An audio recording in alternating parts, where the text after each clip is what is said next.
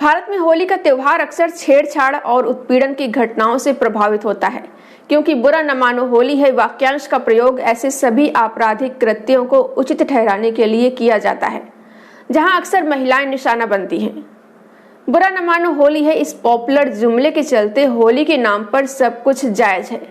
रंग लगाने के बहाने गलत तरीके से छूना, पकड़ना, गुब्बारे फेंक कर मारना, कीचड़ फेंक देना, नाली में गिरा देना, होली के नाम पर मानो हर चीज की छूट है। पिछले साल मैंने सबूतों के तौर पर दिखाने के लिए कुछ ऐसे ही वीडियोस के क्लिप्स अपने इसी YouTube चैनल पर अपलोड किए थे। उस वीडियो पर 10 लाख से ज़्यादा व्यूज़ आए थे, लेकिन YouTube ने इसे अपनी पॉलिसी के तहत वायलेंस मानते हुए डिलीट कर दिया था। इसलिए अब मैं इस वीडियो में प्रूफ के तौर पर रंग लगाने के नाम पर महिलाओं से छेड़छाड़ वाले वीडियोस यहाँ नहीं दिखा सकती, लेकिन जो बताने जा रही हूँ वो 100% सच है। होली के दौरान हिंदुओं की संस्कृति को दिखाने वाले ऐसे कई वीडियोस भी देखने को मिलते हैं, जिनमें महिलाओं को खड़ा करके पुरुष उनके लिए अपमानजनक गीत गाते हैं, लेकिन महिलाओं सहित सभी लोगों के चेहरों पर मुस्कान होती है, क्योंकि उन्होंने इस घृणित प्रथा को अपनी संस्कृति के रूप में स्वीकार कर लिया है। पुरुष बेहद अपमानजनक अश्लील गीत गाते हैं, साथ ही भगवान का नाम लेते हुए कहते हैं, बोलो राधे गोविंद राधा कृष्ण की जय। मर्द ये छूट लेते हैं कि वो हुड़दंग कैसे करेंगे, खुलेआम गालियां देंगे और उन गीतों को गाएंगे। वे स्त्रियों के अंगों और कपड़ों को निशाना बनाते हुए गीत गाते हैं। वे भद्दे द्व्यर्थी गीत गाएंगे। इन गीतों का मकसद कहीं से भी स्त्री के सम्मान में बढ़ोतरी करना नहीं है, लेकिन स्त्री पुरुष के रिश्ते पर चौतरफा चौकीदारी करने वाला समाज इसकी इजाजत कैसे देता है। वो पहले ऐसी हरकतों को छेड़छाड़, हंसी ठिठोली, मजाक जैसा खूबसूरत नाम देता है, इन्हें सामान्य या मामूली बनाता है। इसके बाद यही समाज में कुछ रिश्तों में स्त्री पुरुषों के बीच हंसी ठिठोली मजाक की इजाज़त देता है, यानी देवर भाभी, जीजा साली साला, मामा भांजी आपस में मजाक कर सकते हैं। चौकीदारी करने वाला समाज इनके बीच की हंसी ठिठोली को बुरा नहीं मानता, लेकिन होली में ये हंसी ठिठोली महज शब्दों का मजाक नहीं रह जाता, ये देह पर आक्रमण करता है। इस आक्रमण में उंगली पर गिनने वाली भाभियां ही होगी जो देवरों पर हमलावर हो पाती होंगी। यहाँ पुरुष ही हमलावर रहता है। वो मजाक के रिश्ते का खुलेआम मजाक बनाता है। ये रिश्तों की छेड़खानी की परिभाषा से परे स्त्री देह का बलात् अतिक्रमण है। अब उस मर्द का हौसला देखिए। एक बहनोई अपनी साली के साथ जबरदस्ती करता है, उसका वीडियो बनाने के लिए कहता है, छटपटाती और चिल्लाती लड़की का वीडियो बनाता रहता है। जीजा वो सब करता है जो वो करना चाहता है, लेकिन परिवारी जन इस रिश्ते की मर्यादा मानकर तमाशबीन बने रहते हैं। इस होली का मजा सिर्फ वही मर्द लेता है, लड़की नहीं। इसी तरह भाभियों पर रंग उड़ेलते, उनके कपड़ों में जबरन रंग डालते, उन्हें पटकते और पटक कर सीने पर चढ़ते वीडियोस भी देखे जा सकते हैं। लड़कियों के देह को निशाना बनाकर पिचकारी और बलून मारने के तजुर्बे सुने जा सकते हैं। यहाँ एक बात ध्यान रखें, ऐसा नहीं है कि ऐसे तजुर्बे स्त्रियों को साल में होली के दिन ही होता है। अन्य दिनों में भी ऐसा देखा जा सकता है, लेकिन होली के दिन मर्दों को जैसे ये सब हरकतें करने का सामाजिक लाइसेंस मिल जाता है। होली पर महिलाओं से छेड़छाड़ की घटनाएं बहुत सामने आती हैं हर साल। अक्सर कुछ लोग होली के नाम पर महिलाओं को जबरदस्ती रंग लगाते हैं और अभद्रता करते हैं। वही रंगों के बहाने महिलाओं को आपत्तिजनक तरीके से छूने की कोशिश करते हैं, लेकिन अगर कानून के हिसाब से देखें तो ऐसा करना अपराध है, और अगर कोई महिला शिकायत करती है तो आरोपी को सीधे जेल जाना पड़ सकता है। ऐसे में आज हम आपको बताने जा रहे हैं कि अगर कोई व्यक्ति ऐसा करता है तो उन पर किन किन कानून के जरिए कार्रवाई की जा सकती है। रंग लगाने के नाम पर छेड़छाड़, अभद्र व्यवहार या अश्लील हरकतें करना गैर कानूनी है और ऐसा करने पर कठोर सजा का प्रावधान है। भारतीय कानून में महिलाओं की सुरक्षा के लिए कई प्रावधान किए गए हैं, जिनका उद्देश्य उन्हें किन्हीं भी प्रकार की जबरदस्ती और उत्पीड़न से बचाना है। आइए जानते हैं भारतीय न्याय संहिता BNS के तहत क्या प्रावधान है। अगर कोई व्यक्ति किसी महिला के साथ अभद्र व्यवहार करता है, उसे गलत तरीके से छूता है, अश्लील हरकतें करता है या उनकी गरिमा को ठेस पहुंचाने का प्रयास करता है, तो ये अपराध माना जाएगा। इस अपराध के लिए 1 से 5 साल तक की सजा और जुर्माने का प्रावधान है। अगर कोई व्यक्ति जबरन किसी महिला को अनुचित तरीके से छूता है, अश्लील टिप्पणी करता है या उसे किसी भी तरह से असहज महसूस कराता है, तो ये अपराध की श्रेणी में आएगा। इस अपराध के लिए 3 साल तक की सजा हो सकती है। कपड़े खींचने या अपमानजनक हरकतें करने पर। अगर कोई व्यक्ति किसी महिला के कपड़े खींचता है या उसे निर्वस्त्र करने का प्रयास करता है तो इसे गंभीर अपराध माना जाता है। इसमें 3 से 7 साल तक की सजा का प्रावधान है।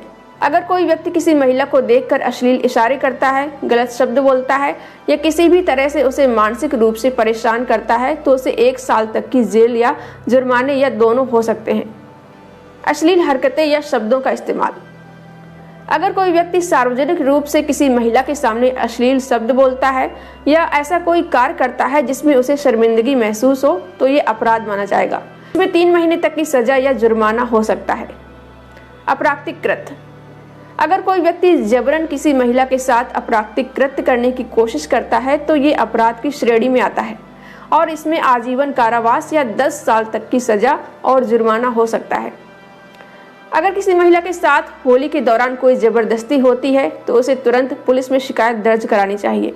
महिला हेल्पलाइन नंबर 1091 और पुलिस हेल्पलाइन 100 पर कॉल करके मदद ली जा सकती है। अगर किसी नाबालिग लड़की के साथ कोई हरकत करता है तो पॉक्सो एक्ट के तहत कड़ी सजा का प्रावधान है। गुब्बारा डालने पर भी हो सकती है कार्रवाई। जी हाँ, इसके साथ ही अगर आप किसी राहगीर पर बिना पूछे गुब्बारे फेंकते हैं तो उन पर भी कार्रवाई की जा सकती है। उन लोगों पर मुकदमा दर्ज किया जा सकता है जो राहगीरों की सहमति के बिना उन पर पानी या रंग के गुब्बारे फेंकते हैं। ऐसे में अगर आप होली खेलें तो कुछ चीज़ों का ध्यान रखना जरूरी है, वरना आपको जेल तक जाना पड़ सकता है। होली एक पारंपरिक और सांस्कृतिक त्योहार है, लेकिन किसी को भी इसका दुरुपयोग करने का अधिकार नहीं है। महिलाओं को अपनी सुरक्षा के लिए सतर्क रहना चाहिए। अगर कोई उनके साथ बदसलूकी करता है तो तुरंत कानूनी कार्रवाई करनी चाहिए। लेकिन हमारे समाज में अफसोस की बात यह है कि यहाँ महिलाओं की स्थिति ऐसी नहीं है कि वो अपने साथ होने वाले दुर्व्यवहार की शिकायत कर सकें, वो कानून तक पहुँच सकें। उन पर इतना सामाजिक दबाव होता है कि वो चुप ही रहती हैं और संस्कृति परंपरा के नाम पर वो सब सहती रहती हैं। लिहाजा पुरुषों से अपील है कि आप होली उसी के साथ खेलें जो आपके साथ खेलना चाहता हो। परिजन भी इस बात का बेहद ख्याल रखें कि अगर उनके बच्चे कुछ ऐसा तो नहीं कर रहे। अगर वे अपने बच्चों को ऐसा करने से नहीं रोकते तो उन्हें भी कानूनी कार्रवाई के लिए तैयार रहना होगा। उन्हें खुद मुकदमे में सह आरोपी बनना पड़ सकता है। किसी भी व्यक्ति को आपके द्वारा पहुंचाया गया नुकसान कानून की नज़र में नुकसान ही है। कम से कम कोर्ट में तो बुरा न मानो होली है कि दलील नहीं चलेगी। होली के नाम पर छेड़छाड़ लड़कों के साथ भी होती है और कई बार तो हिंसा भी। कम उम्र के लड़के, शांत शर्मीले लड़के जो माचो मैन नहीं हैं, जो अपनी मांसपेशियों के बल पर इतराते नहीं हैं, होली की जातियों का शिकार वे भी होते हैं। ये अलग बात है कि होली के नाम पर अभद्रता, हुड़दंगई और गलत व्यवहार का शिकार चाहे लड़का हो या लड़की, लेकिन करने वाला हमेशा लड़का, कोई मर्द ही होता है। अपनी ताकत के दंभ में वो हर व्यक्ति को अपना शिकार बनाते हैं जो बल में उनसे कमतर है। खुशी और रंगों का एक खूबसूरत त्योहार हम सबकी स्मृतियों में कहीं न कहीं छेड़छाड़, हिंसा और हुड़दंगई का त्योहार कैसे बन गया? लड़के आखिर ऐसा व्यवहार करते क्यों हैं? होली उनके लिए अपनी दबी भावनाओं और कुंठाओं को व्यक्त करने का जरिया कैसे बन गया? लड़के चलते लोगों पर गुब्बारे, गोबर, कीचड़ फेंकना, लड़कियों को गलत तरीके से छूने की कोशिश करना, उनके कपड़ों के भीतर रंग डालना, छोटी उम्र के कमजोर लड़कों को बुली करना, ये सब उनके लिए खुशी या सेलिब्रेशन का जरिया कैसे बन गया? कई बार बचपन में पुरुषों की हिंसा का शिकार हुए लड़के बड़े होकर खुद भी वैसे ही हो जाते हैं जिनकी बाउंड्री किसी ताकतवर ने लांघी हो, जिसकी निजता का हनन किया गया हो। वो बड़ा होकर अपने से कमजोर दूसरों की बाउंड्री क्रॉस करने लगता है। जिसे बचपन में बुली किया गया वो बड़ा होकर दूसरों को बुली करने लगता है। एक अजीब सा कुचक्र है ये, और सिर्फ हम लड़कियां ही नहीं, लड़के भी इस कुचक्र में फंसे हुए हैं। या तो बुली कर रहे हैं या फिर हो रहे हैं।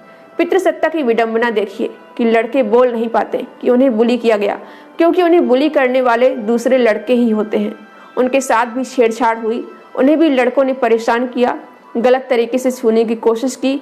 वो सारी दुखद स्मृतियां उनके ज़हन में कहीं न कहीं दबी हैं, बस उन्होंने कभी स्वीकार नहीं किया। पितृसत्तात्मक समाज में पुरुषों पर हमेशा ताकतवर होने और दिखने का इतना दबाव जो है, अब समय आ गया है कि पुरुषों को भी इस पितृसत्ता के खिलाफ आवाज़ उठाना चाहिए और फेमिनिस्ट बनना चाहिए, ताकि समाज में सौहार्द और प्रेम बना रहे।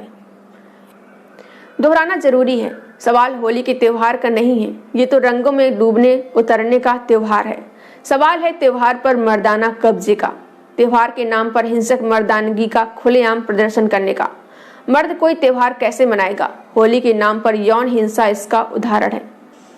मर्द की कल्पना में ही मजे और मस्ती का मतलब स्त्री देह पर कब्जा है, उस बिना उसकी सहमति के उसके देह से खेलना है, खुद मजा लेना है, भले ही मजा सामने वाली की देह को कितनी भी तकलीफ पहुंचाए, मानसिक पीड़ा दे या भीतर बाहर से तोड़ दे। होली उसे महज एक बहाना देता है। हम ऐसा मर्दाना व्यवहार कई और मौकों पर भी देख सकते हैं, हर रोज देख सकते हैं। वहीं दूसरी ओर लड़की या स्त्री के साथ इस हिंसा पर बात करने वालों को त्योहार विरोधी या हिंदू विरोधी बताने की कोशिश हो रही है। इस तरह दबंग मर्दाना विचार स्त्री के साथ हिंसा को धर्म की आड़ लेकर सही ठहराने की कोशिश करता है। ये उसका जीता जागता उदाहरण है।